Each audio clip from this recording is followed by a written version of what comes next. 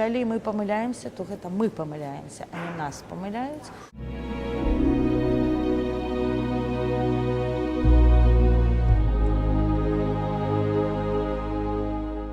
Вядома ж, што развівацца нам як нацыі, развівацца нам як народу самаўсвядомленаму, народу, які сам адказвае за свае лёсы і шляхі, народу, які сам вырашае, як ён будзе гаспадарыць на сваёй зямлі, незалежнасць, канешне, проста жыццёва неабходная. Гэтаксама, як для чалавека, які вырашае стаць дарослым, які вырашае будаваць жыццё па сваіх лекалах, для яго незалежнасць асабістая, пабытовая – гэта жыццёвая неабходнасць. Это абсалютна паміж сабой звязана. Кожны крок да інтэграцыі, ён абавязкова набліжае нас да таго, каб краіны развіваліся ў межах адзіных адміністрацыйных. І, канешне, уплыў на сферу адукацыі так ці інакш ён будзе, ён і зараз ёсць, ён вельмі моцны.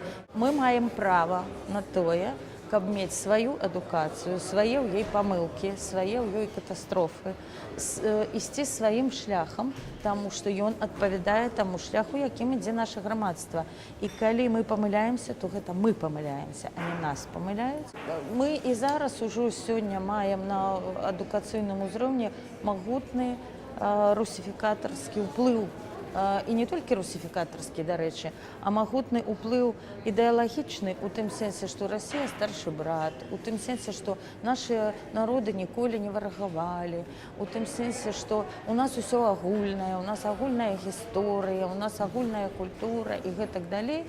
Гэта ўсё, канешне, робіцца не дзеля таго, каб падкрэсліць нашу самасць і нашу вартасць, а гэта ўсё робіцца для таго, каб нас знішчыць як суб'ект. Таму, канешне, гэта жыццёва небяспечна. Я лічу, што калі мы такую пагрозу ўсведамляем, бо ёсць людзі, якія супакойваюць нас і кажуць, што нічога страшнага, магчыма, яны правыя.